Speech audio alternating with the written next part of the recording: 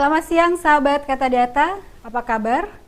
Ya, selama 9 tahun sudah Kata Data telah menghadirkan informasi berbasis data yang akurat untuk Indonesia.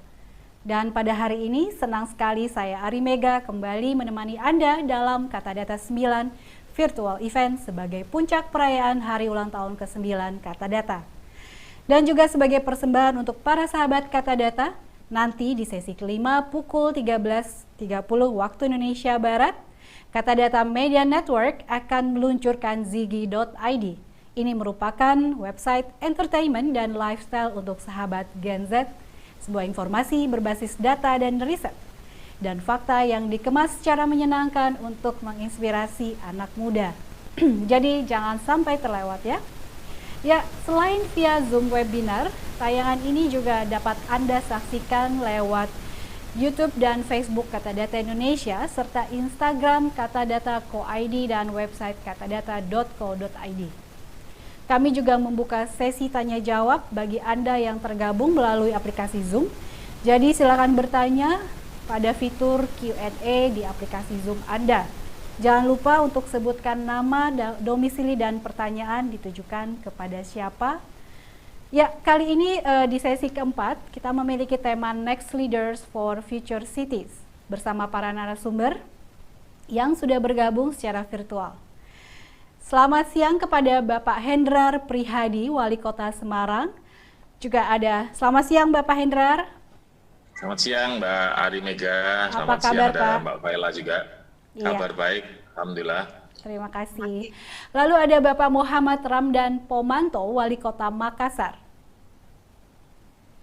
Dan juga sudah bersama kita ada Mbak Faila Sufa, Director of Southeast Asia Institute for Transportation and Development Policy atau ITDP. Selamat siang Mbak Faila. Selamat siang Pak Hendi, selamat siang Pak Dani. Ya. Iya, baik, mari kita mulai saja perbincangan siang hari ini dengan tema yang cukup menarik, yaitu Next Leader for Future Cities. Saya akan ke Pak Hendrar dulu nih sebagai Wali Kota Semarang. Pak Hendrar, Bapak sudah 8 tahun nih menjadi Wali Kota Semarang. Dan saat pertama menjadi Wali Kota, apa sih Pak persoalan utama yang Bapak hadapi dan apa prioritas pembangunan Kota Semarang saat itu? Ya, terima kasih Mbak Ari. Saya coba sharing bahwa kami ini dilantik jadi Wali Kota tahun 2013 gitu ya. Kemudian waktu itu di Jawa Tengah ada sebuah isu di tahun 2012 ya. 11-12 itu ada sebuah isu yang disampaikan teman-teman legislatif baik yang di Provinsi Jawa Tengah maupun Kota Semarang bahwa melihat pembangunan yang sedemikian maju dari Kota Solo, maka ada rekomendasi untuk Ibu Kota Provinsi Jawa Tengah katanya pindah ke Solo gitu. Solo waktu itu wali kotanya Pak Jokowi, presiden kita. Nah, sehingga pada saat kemudian 2013 saya dipercaya untuk jadi wali kota, saya coba lihat mapping kendala kelemahan kota ini. Ternyata angka pengangguran dan kemiskinannya cukup tinggi. Angka penganggurannya di tahun 2011 itu 7,65%. Ya memang ini problematika kota besar. Kemudian angka kemiskinannya 5,6%. Nah, kita tahu orang miskin ini kan karena nggak punya pekerjaan, sehingga jadi pengangguran. Nah, kita tinggal punya program, kalau yang masih usia produktif, maka programnya adalah bagaimana mereka kemudian mempunyai kemampuan-kemampuan untuk bekerja.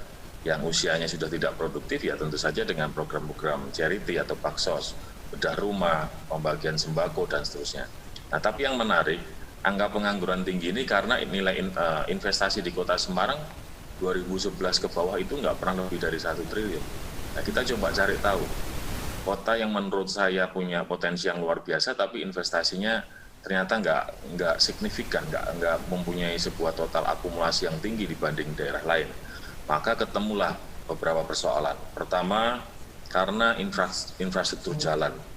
Waktu itu di tahun 2011 dari total seluruh jalan yang ada di Kota Semarang 54% itu kondisinya rusak. Kenapa sedemikian parah? Karena 41% wilayah Semarang itu adalah catchment area banjir. Sehingga waktu itu orang sering mengatakan dan ada sebuah nyanyian, Semarang kali ini banjir. Maka inilah yang kemudian kita jadikan sebagai tantangan-tantangan untuk kemudian bisa kita selesaikan pada saat kami menjabat sebagai wali kota. Termasuk hal yang ketiga adalah reformasi birokrasi. Investasi itu jarang masuk karena waktu itu ada suara-suara miring tentang persoalan reformasi birokrasi. Nah, 3 hal ini menjadi sebuah tantangan utama yang kemudian kami coba selesaikan di tahap-tahap awal menjabat. Baik, terima kasih Pak Hendrar. Ini aku ke Mbak Faila nih Mbak. Tadi Pak Hendrar sudah menjelaskan bahwa salah satunya adalah infrastruktur jalan serta yang 54% rusak pada saat Pak Hendrar awal-awal menjabat. Nah, sementara itu masalahnya adalah kemiskinan yang cukup tinggi. Nah, saya ingin melihat bahwa ternyata penduduk di kota besar di Indonesia cukup padat gitu ya, dan sumber daya juga semakin terbatas, serta kondisi lingkungan juga terus tertekan. Jadi secara umum, menurut Mbak Faila ini bagaimana evaluasi terhadap pembangunan dan pengelolaan kota-kota di Indonesia? Terima kasih Mbak. Jadi kalau tadi Pak Hendy secara menyeluruh ya, kami sebagai ITDP mungkin akan melihat dari segi tata kotanya dan mobilitasnya. Jadi sebenarnya kalau secara umum sistem pembangunan kota itu sekarang masih bersifat zonasi, Mbak. Jadi di mana kita lihat bahwa area perumahan itu biasanya terpisah dengan perkantoran dan juga pusat kegiatan. Serta sekarang itu akses kepada kendaraan pribadi itu sangat dimudahkan gitu. Jadi hal ini mengakibatkan pembangunan yang kita sebut namanya urban sprawl, atau munculnya perumahan dengan kepadatan rendah dan juga fasilitas komersial lainnya di atas lahan yang belum berkembang gitu. Ditambah dengan minimnya fasilitas angkutan umum yang baik, tapi Semarang sudah cukup baik angkutan umumnya. Jadi hal ini tuh ada impact-nya. Yang pertama adalah pola perjalanan yang berorientasi pada kendaraan bermotor yang tidak efisien. Karena makin sulit kita untuk bisa berjalan kaki dan bersepeda juga karena jarak perjalanan yang jauh. Kemudian juga jika akan disediakan angkutan umum pun, jadi karena urban sprawl tadi, jadi semakin banyak suplai angkutan umum nanti yang diperlukan. Karena beban perjalanan itu tidak bisa dibagi atau sulit dibagi dengan berjalan kaki dan juga bersepeda. Dan tentu saja ketergantungan pada kendaraan pribadi itu akan mengakibatkan nanti polusi udara yang disebabkan dari kendaraan bermotor tadi. Dan pembangunan yang tersebar tadi mengakibatkan fokus pembangunan itu akan nanti terpecah-pecah, Mbak, dan akan mengakibatkan juga kesenjangan, di mana satu area itu yang biasanya high income area itu biasanya lebih diprioritaskan dibandingkan dengan low income area. Jadi pembangunan yang tersebar juga mengakibatkan kita tahu area-area resapan yang biasanya dijadikan resapan pada saat hujan itu dan sekarang dijadikan perumahan itu bisa mengakibatkan tadi banjir gitu. Dan yang terakhir sebenarnya banyak kota-kota di Indonesia itu perencanaan kotanya belum berjalan secara terkoordinasi baik jangka pendek maupun panjang. Contoh koordinasi jangka pendek yang bisa kita contohkan adalah simpel pembangunan trotoar, jalur sepeda yang masih belum terkoordinasi. Dan untuk contoh pembangunan jangka panjang seperti tadi saya bilang adalah pengembangan area mixed use yang dibarengi dengan pembangunan infrastruktur mobilitas gitu. Oke, terima kasih Mbak Faila. Apakah saya sudah terhubung dengan Pak Ramdan? Kalau belum, mari saya lanjutkan ya dengan Pak Hendrar lagi nih Pak. Tadi sudah disinggung sama Mbak Faila bahwa sekarang Semarang sudah jauh lebih baik nih Pak Hendrar nih ya. Nah, terima kasih Mbak Faila. Mbak Faila tadi sebut seperti itu. Nah, ini dengan konektivitas antar wilayah yang semakin baik, salah satunya dengan perbaikan infrastruktur. Bagaimana Semarang memanfaatkan peluang dan apa saja nih tantangan serta solusinya nih, Pak Hendra?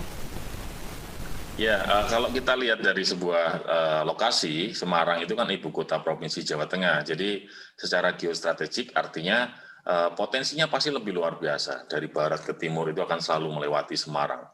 Maka mestinya Semarang ini sangat potensi, terutama untuk jalur-jalur perdagangan, aktivitas ekonomi, sosial, budaya, dan lain. Tapi kita tahu waktu saya mulai awal itu, saya melihat Semarang itu lebih sering dijuluki sebagai kota transit. Karena orang yang datang ke Semarang tingkat hunian kamarnya juga hanya 1, sekian malam, kemudian juga mereka lebih aktif pada hari-hari kerja, pada saat weekend itu hotel-hotel kosong. Maka dengan berkaca pada sebuah pengalaman bahwa sektor pariwisata ini pembangunannya lebih merata, kami kemudian memutuskan di tahun 2013-14 Semarang dengan visi perdagangan dan jasa fokus pada sektor pariwisata. Nah, problematikanya adalah Semarang ini nggak punya pasir putih kayak di Bali nih atau daerah-daerah lain, nggak punya laut yang biru, nggak punya keraton kayak di Solo, Jogja, dan seterusnya. Maka kita kemudian mencoba menciptakan hal-hal yang sifatnya menjadi sebuah new destinasi dan juga melakukan upgrade atau rehab peninggalan sejarah seperti Kota Lama, Lawang Sewu, dan seterusnya. Dan alhamdulillah metode-metode yang kami lakukan ini sempat membuat sektor pariwisata sebelum COVID ini naik baik dari sisi jumlah kunjungan wisatawannya di 2019 tercatat 7,32 juta. Kemudian juga dari tingkat hunian hotel yang terus meningkat, kemudian dari sisi ekonomi, pertumbuhan ekonomi kita sempat mencapai 6,81 di tahun 2019. Jadi dari hanya sekitar 5 terus naik gitu, karena ya kami merasa bahwa sektor pariwisata hari itu sangat oke. Orang kemudian sering mengatakan tidak pernah ada kata krisis buat sektor pariwisata, kecuali COVID, Mbak Ari. Begitu COVID kita punya pengalaman, luluh lantak pariwisata ini. Tapi insya Allah kita sekarang ini dengan Pak Menteri Pariwisata coba bersama-sama meng-create untuk kebangkitan pariwisata yang ada di Indonesia, khususnya di Kota Semarang. Saya suka sekali Pak ke Semarang untuk jalan-jalan sekedar cari makanan lalu balik lagi ke Jakarta, apalagi dengan ada tol ya sekarang ya. Luar biasa. Nah, ini saya mau ke Makassar nih, kita menyeberang pulau dulu. Pak Ramdan, apa kabar Bapak? Baik, alhamdulillah. Pak Endar, salam ketemu lagi Pak Endar Rindu. Siap. Siap Mas Dani, selamat sukses ya. Selamat sukses periode kali ini. Baik, terima kasih Bapak sudah bergabung bersama kami. Nah, ini sekarang tadi Pak Hendra sudah menceritakan apa saja yang terjadi pembangunan di Semarang, dan Ibu Mbak Faila juga sudah menceritakan bagaimana penduduk kota-kota di Indonesia yang semakin padat dan seperti apa sumber daya alamnya. Nah, ini aku mau nanya ke Pak Ramdan nih. Sebenarnya apa saja nih Pak isu dan tantangan utama pembangunan Kota Makassar? Ini salah satu kota destinasi yang paling sering saya kunjungin nih, karena liburan juga dan makanannya juga enak-enak nih. Dan gimana nih Pak kebijakan untuk menanganinya? Silakan Pak Ramdan. Ya, jadi saya kira saya kebetulan yang saya cerita terpaksa yang pada saat periode saya pertama, karena saya sendiri ini untuk periode kedua baru menjelang 3 bulan. Jadi pengalaman saya pada saat yang pertama, kebetulan kan ada kekosongan 2 tahun. Ya, di situ ada kota kosong, beberapa peristiwa-peristiwa demokrasi yang khas tercipta di Makassar. Jadi ada pejabat selama 2 tahun, jadi kosong.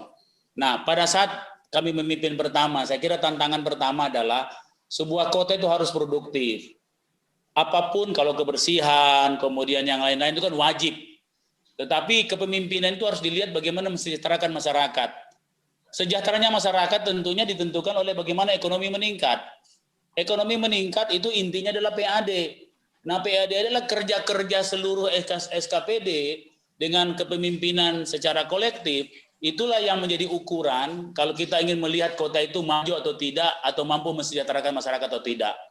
Pada saat kami pertama dilantik, tentunya kami memiliki sebuah tantangan yang sangat besar, karena pada saat itu ada persoalan hukum besar di Kota Makassar pada saat itu, yang kami harus membangkitkan Makassar pada saat Makassar terjadi shock politik lah pada saat itu, terjadi peristiwa besar. Ya, saya kira mirip-mirip juga yang dialami Pak Endar juga. Ini 2 kota mirip juga. Ya. Nah, kami start dengan posisi PAD yang sangat minim, 500 miliar 2014 waktu itu. Dan alhamdulillah kebetulan kami punya program, kami punya targeting dengan tagline Makassar 2 kali tambah baik. Jadi selalu semua nilai itu harus 2 kali tambah baik. Nah, alhamdulillah dalam 3 tahun kami bisa mencapai 1 triliun, dan legacy kami pada saat masa periode kami pertama itu mencapai 1,4 triliun. Jadi hampir 3 kali lipat dari 500 ke 1,4 triliun. Nah, begitupun yang tadi disampaikan Pak Hendar. Ukuran yang berikutnya adalah economy growth bersamaan dengan inflation rate. Nah, economy growth kita alhamdulillah dari 6% memang sudah tinggi Makassar waktu itu. Nah, legasi kami pada periode pertama di 2019 pada saat kami mengakhiri masa tugas itu terakhir adalah 8,79%. 8,79% dengan positioning inflation rate sekitar 3%, 3,2%.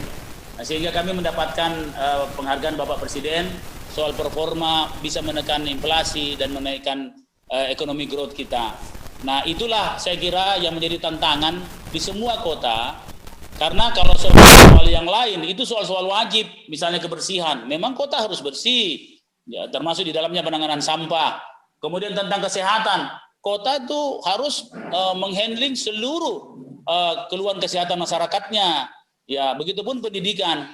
Tapi yang paling khas betul yang disampaikan Pak Hendar adalah mengukur bagaimana produktivitas kota itu dari sebelumnya dan sesudahnya.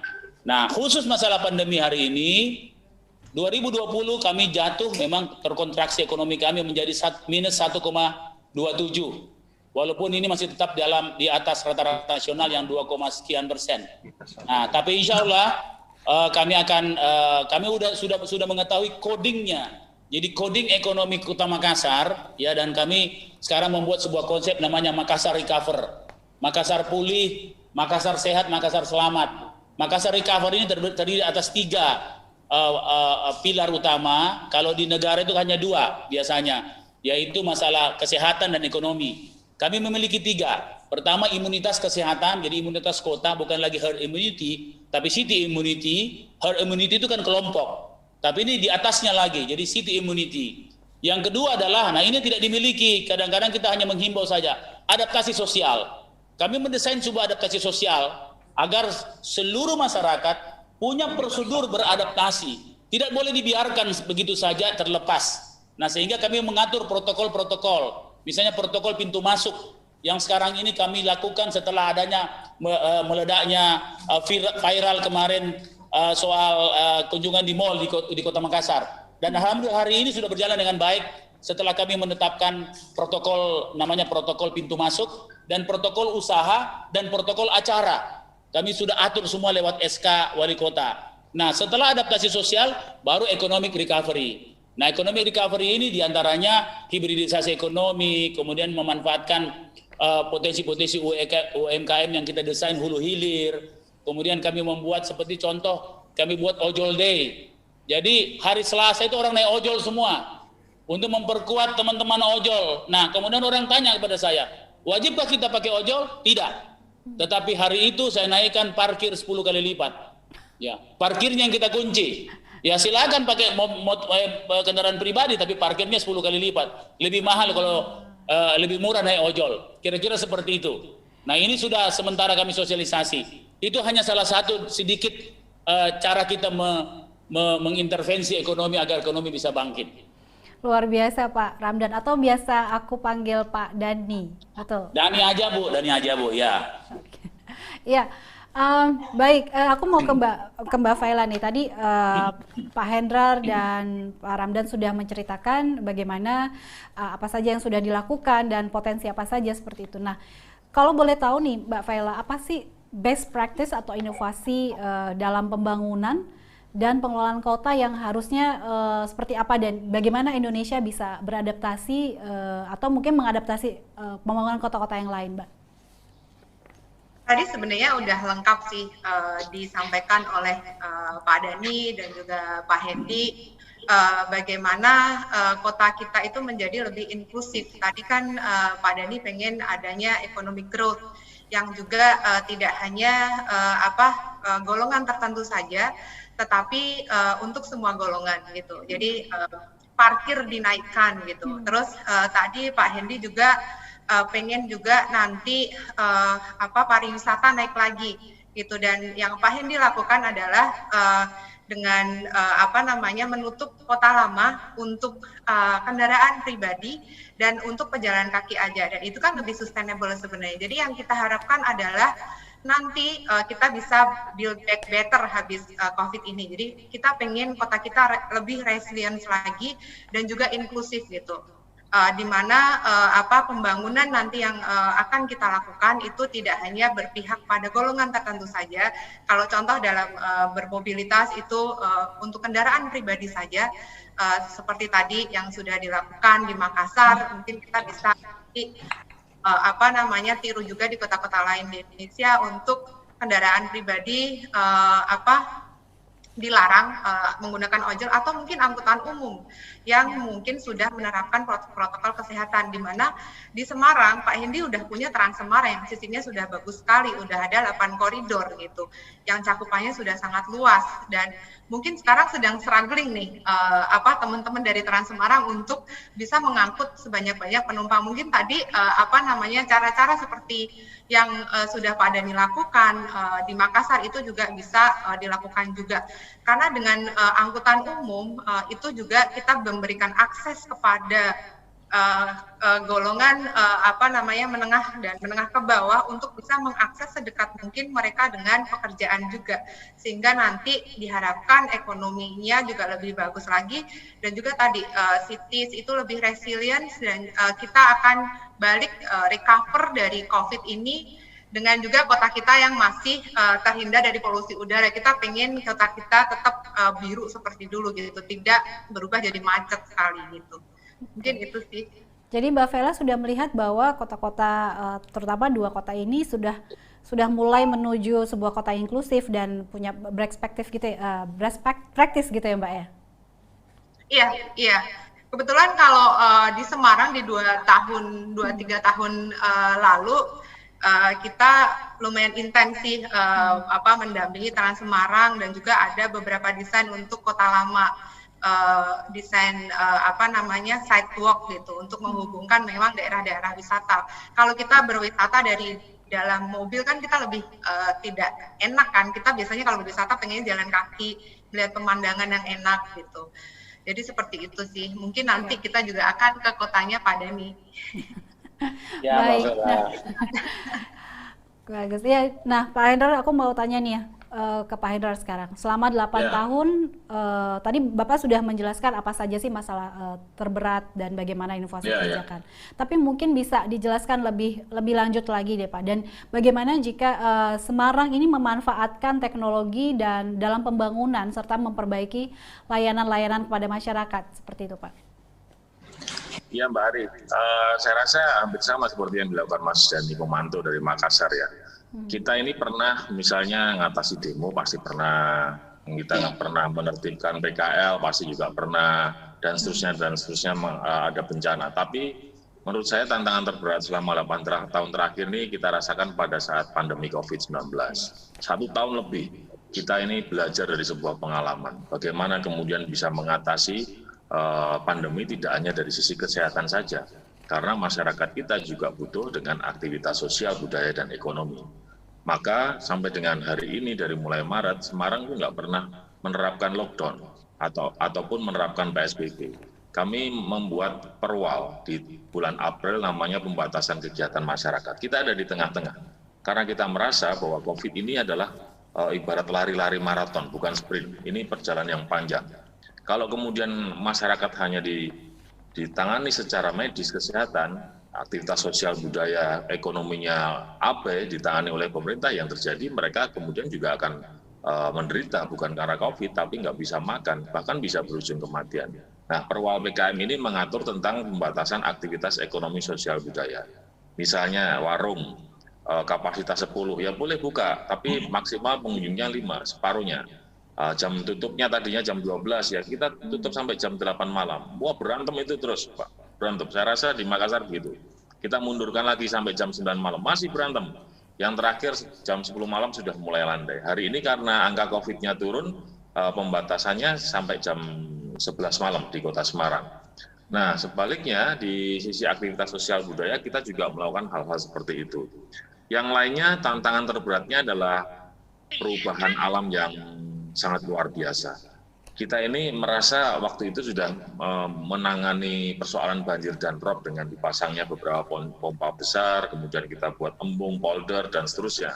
Tapi pada tanggal 6 Februari 2021, wah apa yang kita buat ini seakan-akan jadi nggak pernah ada. Seluruh kota Semarang bagian bawah itu tiba-tiba banjir. Banjir karena curah hujan yang menurut BMKG kategorinya ekstrim. Jadi tidak bukan lebat lagi tapi sudah ekstrim. Nah kita waktu itu kewalahan. Tapi ya alhamdulillah kita bisa melewati itu meskipun evaluasinya adalah kita mesti menyesuaikan.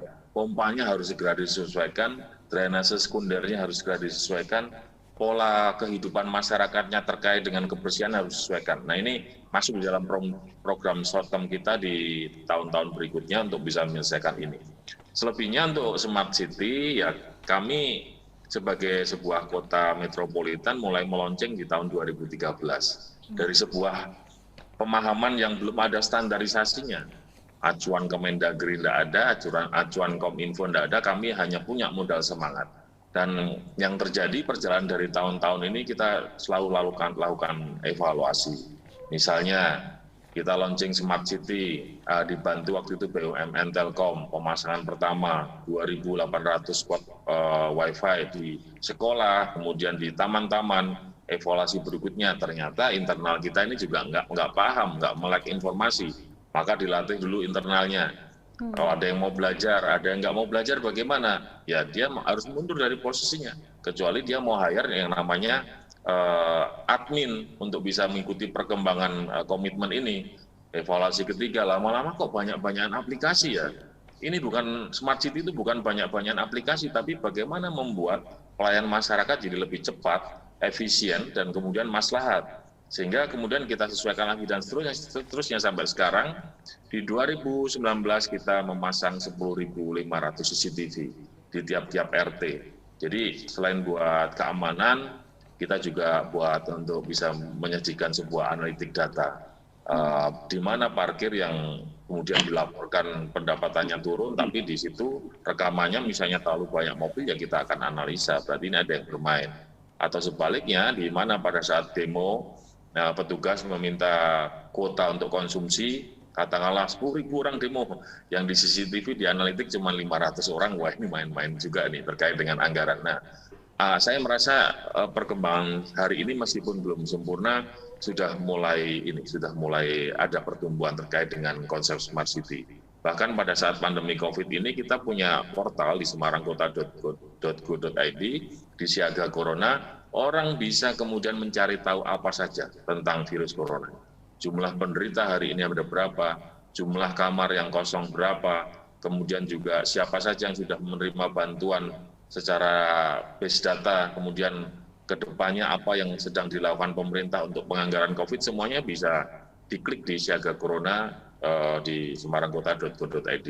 Nah hal-hal ini tentu saja kami terus berupaya belajar dari kota-kota yang sudah bagus, kota-kota yang sudah berkembang.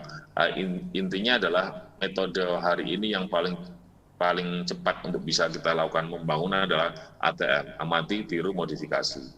Jadi kalau tadi Mas Dhani menceritakan beberapa hal, saya rasa kalau itu tidak ada di Semarang, saya pun pasti akan belajar ke Mas Dhani. Bagaimana kemudian mengelola sebuah kota ini supaya pertumbuhan ekonominya sampai 8%. Kita ini belum pernah nih, angka 7% aja baru mintip-mintip 6,81, 6,98 kena COVID. Nah Mas Dhani udah 8%. Maka kedepannya saya rasa kota-kota ini harus saling belajar supaya Indonesia akan cepat maju. Begitu Mbak Ari Mega. Terima kasih Pak Hendrar. Dan mungkin Mas Dhani, Pak Dhani boleh cerita apa inovasi apa saja nih Pak yang sudah dilakukan, dan mungkin bisa sharing kepada para sahabat Kata Data di sini nih Pak, seperti sudah disebutkan Pak Hendrar tadi. Ya. Jadi tadi Mas Hendrar sudah menceritakan tentang Smart City. Saya kira Makassar pun sama, karena kami ini sama-sama mulai jadi wali kota juga. Makassar memiliki sebuah konsep yang sedikit berbeda soal Smart City yang namanya Sombere and Smart City. Kata Sombere ini adalah bahasa Makassar yang mengartikan kira-kira kalau di Inggris kan, itu great hospitality, great humble, and great brotherhood. Sebuah nilai culture yang kita lekatkan di teknologi. Kenapa kami buat seperti itu? Karena pemahaman kami, smart city itu hanya menyangkut hardware dan software. Kita tidak ada unsur culture di situ. Nah, tidak ada unsur hati di situ. Maka Sombere hadir menjadi hardware, hati. Kombinasi antara Sombere dan smart city ini kami memang desain sehingga smart city kami very customized. Kami tidak dijajah oleh satu merek apapun. Kami mulai dari kamera, kami bisa campur-campur kamera, kami bikin platform sendiri, kami bangun. Kenapa kami bangun harus begitu? Karena duitnya nggak ada, Mbak. Ya, karena duitnya nggak ada, kita mau bangun yang canggih. Nah, ini yang menarik. Alhamdulillah bisa sebagai contoh, kemarin ada peristiwa besar di Makassar tentang bom bunuh diri. Kita lihat bahwa 6 jam sudah terungkap seluruh jejaring. Alamat orang, identitas itu karena kamera kita. Kamera kita berkualitas 7K, 7K, yang lain 4K. Nah, kamera-kamera yang dengan resolusi tinggi inilah yang membuat begitu mempermudah pihak kepolisian untuk mengungkap. Bahkan yang bombernya ini mulai jalan dari rumahnya sampai keliling 6 kali di lokasi. Itu semua terekam. Nah, ini adalah bahagian daripada smart city yang useful. Betul Mas Hendar tadi sampaikan. Smart city itu bukan hanya menyangkut aplikasi. Bukan banyaknya aplikasi kemudian kita sudah mengklaim smart city. Bukan. Smart city yang pertama harus useful. Harus punya manfaat yang besar bagi masyarakat. Punya kontribusi besar. Gara-gara smart city, kami bisa menaikkan PAD kami dari 500 ke 1,4. Kami bisa menurunkan jenis rasio kami dari 0,404 menjadi 0,339. Ya, ini seperti ini. Jadi semua ada ukurannya. Termasuk bagaimana IPM naik dari 79,79 menjadi 82,2 kalau tidak salah. Semua naik. Kenapa? Karena ada percepatan, ada akselerasi. Karena smart city yang Sombere. Contoh, kami memiliki namanya home care with the telemedicine. Home care ini orang menyangka home care itu hanya persoalan kesehatan. Kami menerima keluhan 112 single number, orang dengan satu nomor saja, silakan mengeluh apa saja kecuali 2 hal, cari jodoh dan cari kredit. Ya. Semua kita terima. 1.100 keluhan tiap hari kami terima. 80% diantaranya adalah kesehatan. Nah, healthcare ini kami punya time limit. Kami punya 48 pasukan kami yang home care untuk healthcare ini itu standby. Time limitnya 15 menit sampai ke rumah. Jadi penanganan kami campur antara rescue and care. Jadi kita namakan care and rescue center. Kalau rescue ada batas yang time limitnya 15 menit harus menyelamatkan. Kalau care 24 jam. Itu kami gabung. Nah, misalnya healthcare. Kalau ada yang mengeluh sakit kita datangi dan semua trackingnya dilihat di command center kami, war room kami. Kami sebut war room. Kami tidak pakai command center. Kalau di Makassar kalau kata-kata yang semangat seperti kata-kata perang itu lebih semangat orang, ya. Jadi di war room kami monitor trackingnya bahwa dia sudah jalan dari puskesmas ini sudah jalan. Terus tempat mereka menelpon alamatnya sudah ada di situ. Nah, kalau ditemukan orang yang misalnya ada simptomnya untuk ada gejala heart attack misalnya, gejala serangan jantung, di mobil itu ada 3 telemedicine, ada tele EKG, ada tele spirometri, ada tele USG. Nah, kemudian kita ambil tele EKG, pasang tele EKG. Dokter yang ada di rumah kan bukan dokter ahli. Tapi dengan perekaman data yang pakai telemedicine ini langsung via HP to HP, langsung HP ke spesialis jantung. 10 menit sudah ada diagnosa. Apakah ini dibawa langsung ke gawat darurat atau tetap di situ dan apa obatnya, apa treatmentnya. Datanya sudah langsung dibaca. Jadi hanya 25 menit tanpa harus ada di lab, menunggu lagi di EKG, menunggu, ada 5 waktu tunggu kita hemat. Dan inovasi ini mendapatkan, kita masuk kemarin di Inovasi Indonesia, kemudian kita masuk ke PBB juga. Dan ini menjadi kontribusi kami, aplikasi ini menjadi kontribusi Makassar ke ASEAN, Smart City ASEAN Network. Ya, Makassar memberikan 2 aplikasi kita untuk ASEAN, termasuk ini. Dan ini dimasukkan ke program nasional namanya Telemedika Nusantara. Itu salah satunya, bahwa Smart City kami sudah useful. Umurnya saja sudah 7 tahun, memang sayangnya 2 tahun setelah kami berhenti, dikasih berhenti juga ini barang-barang. Baru kami aktifkan lagi kembali. Ya, artinya ada virus yang paling berbahaya bagi Smart City, yaitu politik, Pak Endar. Jadi kami mengalami itu. Tapi syukur kami datang kembali, makanya kami punya slogan kemarin, tunggu dalam bahasa internasionalnya, I shall return, kira-kira kayak MacArthur gitu, Mbak Vela. Jadi sekarang kita sudah ada kembali, kita recovery lagi semua barang-barang yang sudah bagus kemarin. Terima kasih. Ya, luar biasa sekali nih Pak Dhani ya, dan seperti kota-kota di negara maju dengan sistem single number seperti itu ya. Dan mungkin Mbak Vela bisa menjelaskan nih Mbak, sebagai model pembangunan, barangkali ada nggak sih Mbak contoh pengelolaan kota di luar negeri yang mungkin bisa diterapkan di Indonesia gitu? Yang pasti tadi Makassar sudah luar biasa menerapkan Smart City yang sangat cepat, single number, dan persis kayak tinggal di luar negeri seperti itu. Boleh Mbak dijelaskan? Sebenarnya pada saat COVID ini banyak kota-kota melakukan reformasi gitu. Contoh yang paling agresif yang dimulai pertama kali itu yang dilakukan wali kota di Paris, Anne Hidalgo. Beliau wanita, Anne Hidalgo. Kemudian dia membentuk suatu kota itu dengan istilah 15-minute cities gitu. Jadi tadi fasilitas kesehatan Pak Dhani itu bisa diakses oleh masyarakatnya itu 15 menit dengan jalan kaki dan bersepeda, karena dia pengen kotanya lebih livable dan sustainable gitu. Ini memang sangat berat sekali dilakukan di Indonesia karena bentuk pembangunan kita sejak awal itu sudah zonasi, jadi urban sprawl.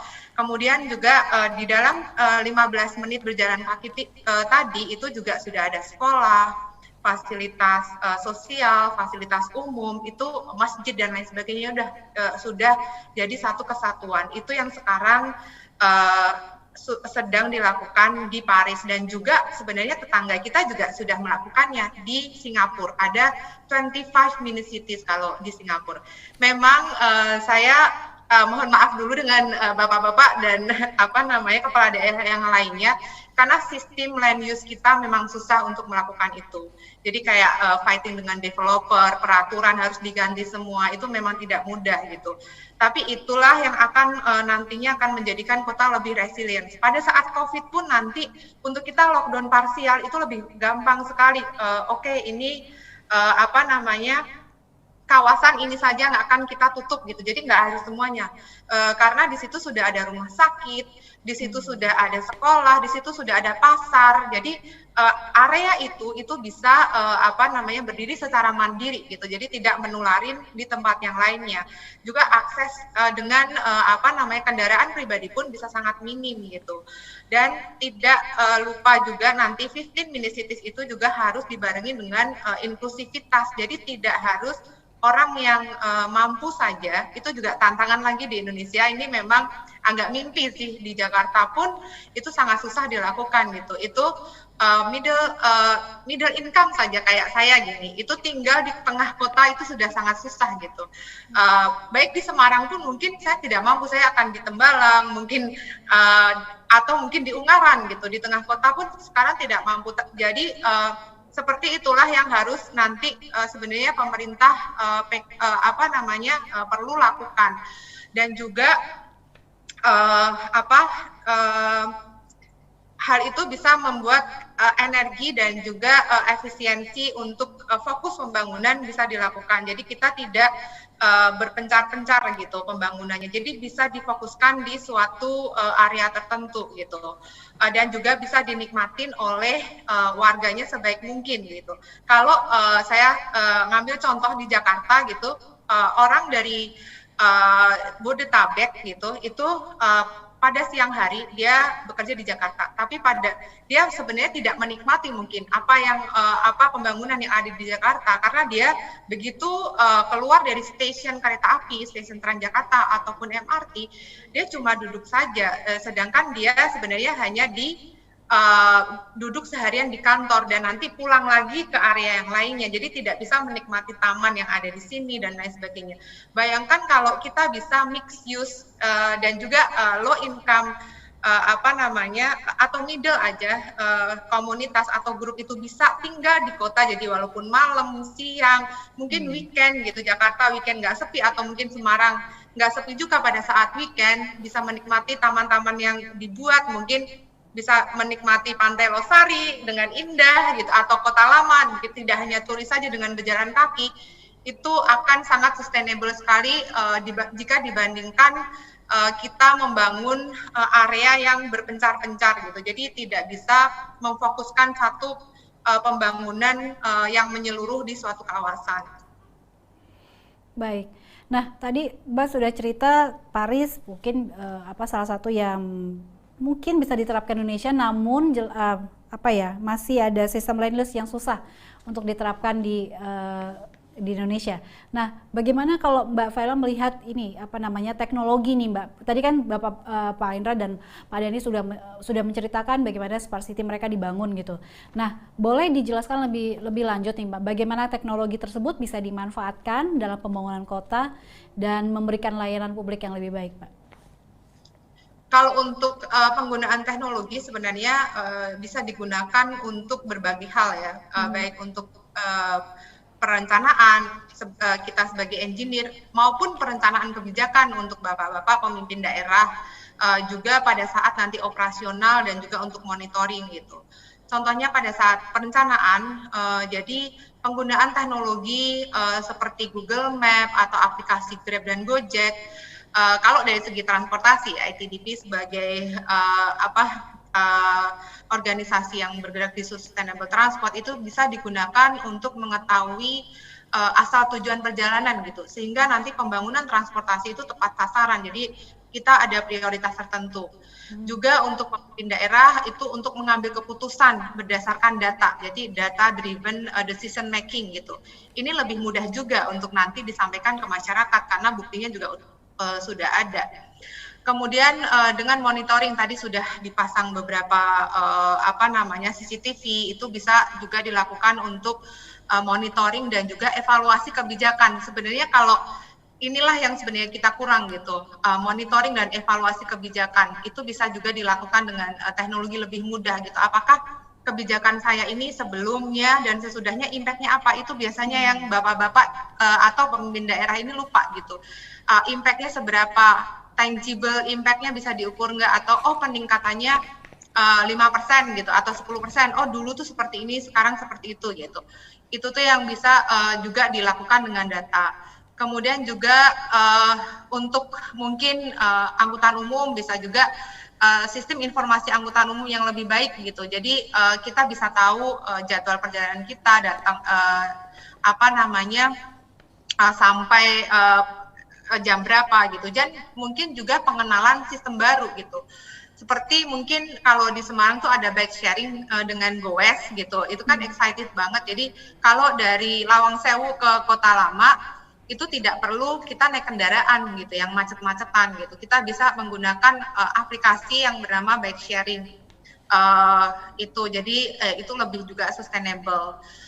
Mungkin itu aja sih. Okay. Ya, satu lagi nih Mbak, tadi disebut yang tantangannya adalah sistem land use tadi. Nah, selain itu tantangan terbesar untuk pembangunan kota-kota di Indonesia itu apa di masa depan tuh apa saja nih Mbak Faila? Kalau tantangan sebenarnya ya political will dan status quo tadi sudah disampaikan sih sebenarnya. Betul. Jadi sebenarnya tidak mudah juga untuk memimpin daerah gitu, untuk merubah sesuatu yang sudah established gitu. Bagaimana ya nanti konstituen saya gitu kan, bagaimana nanti mungkin partai saya gitu, apakah setuju atau enggak gitu, harus meyakinkan DPRD juga gitu. Dan juga makanya itu dibutuhkan strong political will dan juga komunikasi yang baik, itu memang ahlinya pemimpin daerah ya, beliau bisa berkomunikasi dengan baik. Karena pasti akan ada banyak penolakan dan tantangan terutama dari pihak-pihak yang mempunyai kekuasaan kalau saya kira. Karena pembangunan yang sustainable itu contohnya seperti yang tadi inklusif, juga berpihak pada semua orang itu biasanya diperuntukkan untuk juga termasuk low income group gitu. Yang juga akan mendapat benefit dari kebijakan tersebut. Jadi memang tidak mudah. Baik. Nah ini Pak Hendral dan Pak Dhani tadi sudah disebut bahwa luar biasa tantangannya adalah political will dan status quo nih. Mungkin Pak Hendral dan Pak Dhani bisa memberikan semacam strategi bagaimana menghadapi tantangan tersebut. Bisa dari Pak Hendral dulu, silakan Pak. Mas Dhani dulu lah yang punya pengalaman top markotop nih, kita pengen. Baik, luar biasa, boleh Pak Dhani dulu kalau begitu. Ya, makasih Mas Hendrar. Jadi saya kira ya betul, kami punya pengalaman 2 tahun kosong ini, habis semua Mas, habis. Kita ada 100 inovasi kita semua dapat penghargaan. Bukan penghargaan yang kami mau sampaikan, tetapi pengakuan di dunia. Kami juga juara dunia. Kami juara dunia di Taiwan, ada satu inovasi namanya Pasikola.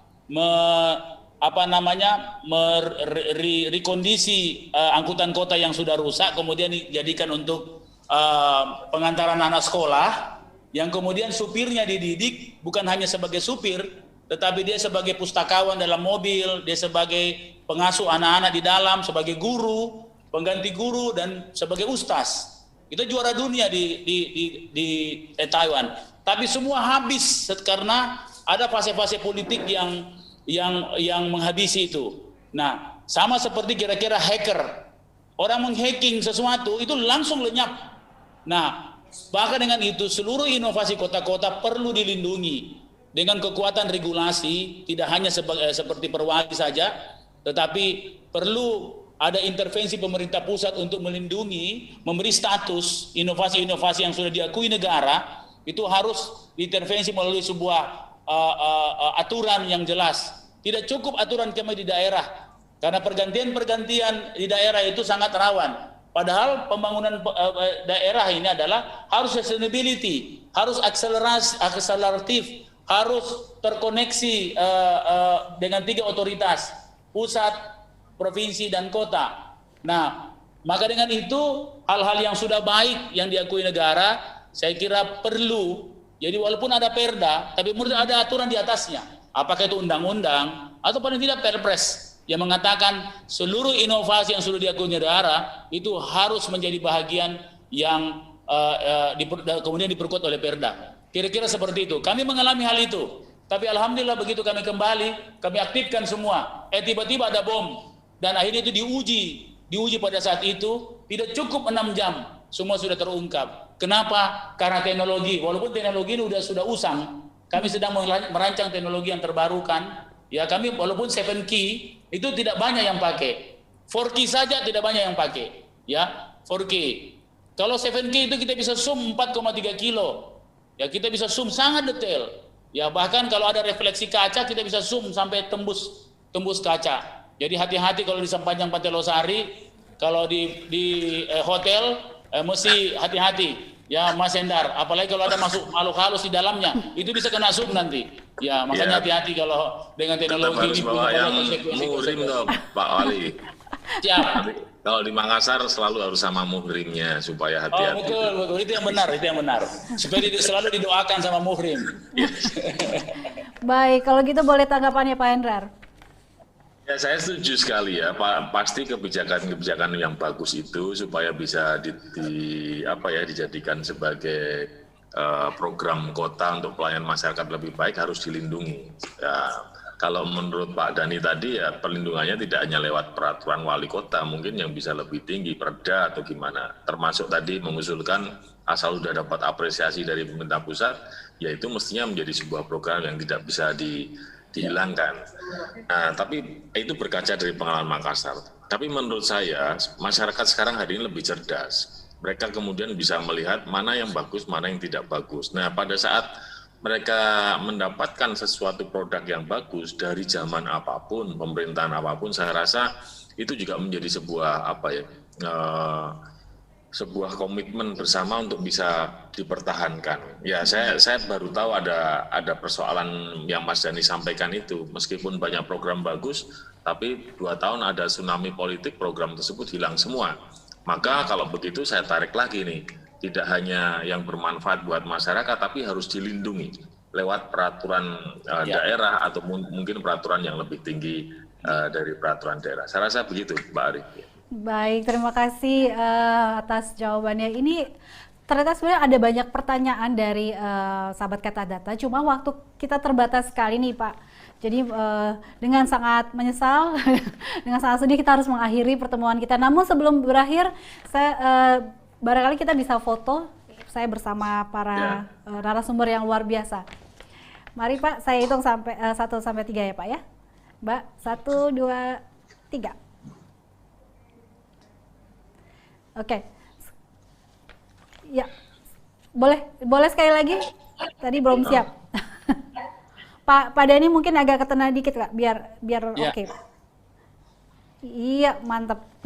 Mari saya hitung sampai 3 ya Pak ya, Mbak ya. 1, 2, 3. Iya. Baik, terima kasih atas partisipasi pembicaraan kita, Pak Dhani, Pak Hendra dan Mbak Faila atas Mbak Faila, waktunya. Mbak Ari, Mas Dhani, terima kasih. Ya, Mudah-mudahan sama-sama, ada Mas Hendar. sesi kita ketemu lagi untuk sharing. Ya, Iya. Mbak Faila datang ke Makassar dong. Ya. Iya nih. Undangan khusus Mbak Faila. Terima undangan kasih khusus. banyak Bapak. Oke. Ya. Baik, Ya. terima kasih sekali lagi untuk para pembicara yang telah hadir siang hari ini atas waktu dan diskusinya. Sampai jumpa di lain kesempatan semuanya. Ya, baik sahabat Kata Data, nanti jangan lupa untuk menyaksikan sesi kelima dengan tema Having Fun with Data pada pukul 13.30 setelah ini. Sekaligus menjadi peluncuran Ziggy.id. So, jangan sampai terlewat.